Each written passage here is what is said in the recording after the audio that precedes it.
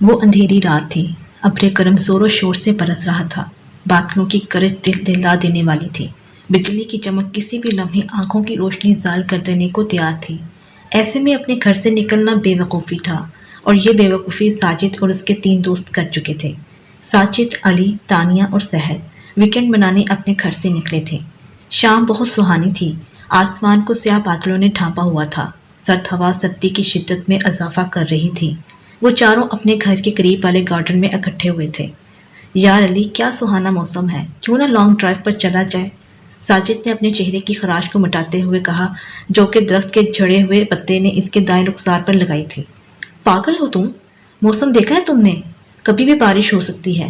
سحر نے لہراتی زلفوں کو سمیٹتے ہوئے ساجد کی بات کا جواب دیا۔ اس کا مطلب ہے کہ تم بارش سے ڈرتی ہو؟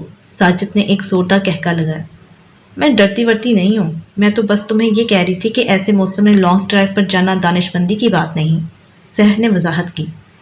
اچھا جی، پھر تو تم بھی ہمارے ساتھ چلو۔ اور تم اکیلی رہ کر کیا کرو گی تانیہ؟ تم بھی ہمارے ساتھ چلو، علی نے کہا۔ لیکن جانا کہاں ہے؟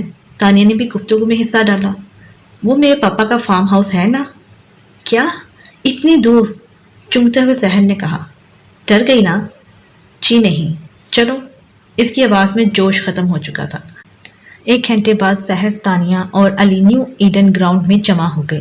اب بس ساجد کا انتظار تھا۔ وہ 2 منٹ بعد کار لے کر آ گیا۔ علی ساجد کے ساتھ آگے بیٹھ گیا، سحر اور تانیہ پیچھے بیٹھ گئی۔ موسم مزید خراب ہو گیا، ہلکی ہوائیں تیز ہو گئیں، ہوا میں نمی بڑھ گئی، درختوں سے پتے تیزی سے جھڑنے لگے۔ ساجد نے FM آن کیا، سب میوزک سے حظ اٹھانے لگے۔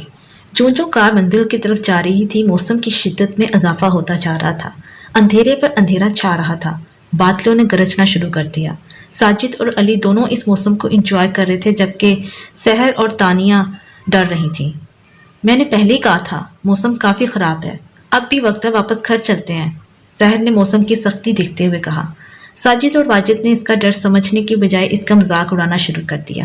2 منٹ کے بعد علی نے FM پر چینل چینج کیا۔ سلو میوزک آن ایئر تھا۔ ایک بھیانک آواز FM سے آنے لگی۔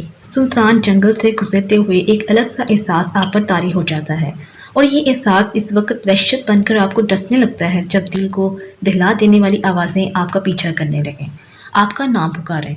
آپ ان آوازوں سے بچنے کی ہر ممکن کوشش کریں، مگر وہ آوازیں ہر گزرتے لمحے کے ساتھ آپ کے قریب سے قریب تر آتی جا رہی ہوں، اور یہ وحشت اس وقت آپ کی جان نکال لیتی ہے جب ایک ہاتھ آپ کے شانے کو چھوئے۔ FM پر RJ کی پرسرار باتیں سحر اور تانیہ کو اپنے سحر میں لے چکی تھیں۔ سٹاپ اٹ یار، بند کرو FM کو، تانیہ نے چلا کر کہا۔ اچانک ایک جھٹکے کے ساتھ ساجد نے بریک لگائی۔ کیا ہوا؟ بریک کیوں لگائی تم نے؟ سحر نے پوچھا۔ پتہ نہیں، خود بخود بریک لگی ہے۔ ساجد نے کار سٹارٹ کرنے کی پوری کوشش کی، مگر کار سٹارٹ ہونے کا نام ہی نہیں لے رہی تھی۔ یار جلدی کر، سحر کے چہرے پر خوف نمایاں تھا۔ وہ کسی بھی طرح اس سنسان سڑک سے اوجھل ہونا چاہتی تھی۔ بارش کی گرتی بوندیں، بجلی کی چمک، بادلوں کی گرج سحر کو خوف کے اندھیروں میں دھکیل رہی تھیں۔ ساجد نے دروازہ کھولا کار کا اور طوفانی بارش میں قدم رکھا۔ قدم رکھنے کی دیر تھی کہ اس کا پورا جسم تر ہو گیا۔ سرخ شرٹ کے نیچے پہنی بنیان واضح طور پر دکھائی دینے لگی۔ وہ انجن کی طرف بڑھا، مگر اسے کچھ سمجھ نہیں آیا۔ جانوروں کی آوازیں مزید واضح ہو گئیں۔ 30 سیکنڈ میں وہ واپس ڈرائیونگ سیٹ پر آ بیٹھا۔ اس کا وجود بھیگ چکا تھا، اس کے ہونٹ نیلے ہو گئے تھے۔ تندخو ہوائیں طوفانی بارش سے زیادہ خطرناک تھیں۔ کیا ہوا؟ علی نے پوچھا۔ لگتا ہے انجن میں پانی چلا گیا۔ ٹشو پیپر سے اپنا چہرہ صاف کیا۔ اب کیا ساری رات اسی جگہ پر گزارنی پڑے گی؟ سحر نے دھیمے لہجے میں کہا۔ جب تک بارش نہیں رکتی تب تک تو کچھ بھی نہیں کیا جا سکتا۔ اچانک بارش میں اگر آپ کی کار بیابان جنگل میں خراب ہو جائے اور اچانک ایک سایہ آپ کو ونڈو سے نظر آئے۔ RJ کی باتیں جاری تھی کہ اچانک کوئی باہر سے ونڈو کھٹکھٹانے لگا۔ کون؟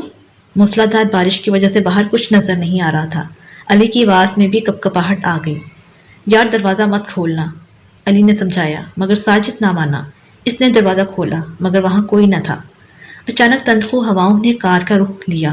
بارش کی بوندیں کار میں داخل ہونے لگیں۔ ساجد کی پینٹ بھی بارش سے گیلی ہو گئی۔ یار جلدی اندر آ۔ سحر اور تانیہ کے ساتھ ساتھ اب علی بھی موسم کے حصار میں آ گیا۔ اس کا وجود بھی خوف کے زیر اثر ہو گیا۔ ایک بار پھر ونڈو پر دستک ہوئی، مگر اس بار سایہ بھی نمودار ہوا۔ ساجد نے غصے میں دروازہ کھولا۔ کیا ہے؟ کیوں بار بار تنگ کر رہے ہو؟ साजिद ने बाहर निकलते ही इस पर जुमले कसना शुरू कर दिए, मगर वो बूढ़ा शख्स खामोशी से असा के सहारे खड़ा इसकी बातें सुनता रहा। इसका चेहरे लंबे बालों से आधा ढका हुआ था, इसकी कमर में खम था। बेटा, यहाँ अकेले रहना ठीक नहीं है, ये जंगल रूहों का मस्कन है। जितनी जल्दी हो सके चले जाओ यहाँ से, वरना जानी नुकसान भी हो सकता है। इस बूढ़े की आवाज़ मूसलाधार बारिश में भी कार तक पहुँच रही थी। सहर और तानिया मजीद घबरा गए। अली भी अब बाहर आ चुका था। हमारी कार खराब हो गई है और यहाँ कोई मैकेनिक है? अली ने इस बूढ़े शख्स से पूछा। इस जंगल में कोई मैकेनिक नहीं मिलेगा तुम्हें। हाँ, अगर चाहो तो मेरे साथ आ सकते हो, पास ही एक हवेली है, मैं इसकी देखभाल करता हूँ। चाहो तो आज रात वहाँ ठहर सकते हो। ये कहकर बूढ़ा शख्स वहाँ से चल दिया। एक बार फिर बिजली चमकी, बादलों ने डर को हवा दी। तानिया फौरन कार से बाहर आ गई।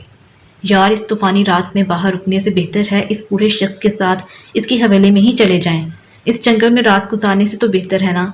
इसके जिस्म पर कपकपी तारी थी। ठीक है। साजिद ने शाने उचकाए और बूढ़े शख्स को रोका। इसकी हंसी पहली बार नजर आई। सब इस बूढ़े शख्स के पीछे चल दिए। सुनसान सड़क पर बारिश की बूंदों के साथ इन सब के कदमों की आवाज़ भी सुनी जा सकती थी। 1 मीटर के फासले पर एक हवेली नजर आई। लोहे का जालीदार गेट तूफानी हवा में खड़खड़ाहट की आवाज़ पैदा कर रहा था। एक बार फिर बिजली चमकी। सबने पहली बार इस हवेली की हौलनाकी को देखा। पूरी हवेली पर स्याही छाई हुई थी। एक अजीब सी आहट इस हवेली के बाहर से सुनी जा सकती थी। बूढ़े शख्स ने आगे बढ़कर मेन दरवाज़ा खोला। 10 फुट लंबा और 5 फुट चौड़ा दरवाज़ा जाज़बे नज़र तो नहीं था, मगर एक वहशत ज़रूर रखता था। सब अंदर चले गए। वो सब बारिश में मुकम्मल तौर पर भीग चुके थे। सबके जिस्म पर कपकपी तारी थी। हवेली में अंधेरा था। बिजली की चमक ने हर चीज़ को रोशन किया। सामने एक सोफ़ा था जिसे फटे पुराने कपड़े से ढका हुआ था। दाईं तरफ 60 की दहाई का डाइनिंग टेबल जिसने मिट्टी का लिबादा ओढ़ा हुआ था। बाईं तरफ एक कमरा था जिसको देखकर किचन का घुमान हो रहा था। एक आहट वहाँ से मुसलसल आ रही थी। गरज की आवाज़ ने इस आहट को मद्धम कर दिया था। कितनी सुनसान है ये हवेली, आगे बढ़ते हुए तानिया ने कहा। अचानक दरवाज़ा बंद होने की आवाज़ आई। सब ने मुड़कर देखा, वहाँ कोई न था। ये दरवाज़ा, सहर ने कहा। इसका चेहरा इसके डर को जाहिर कर रहा था।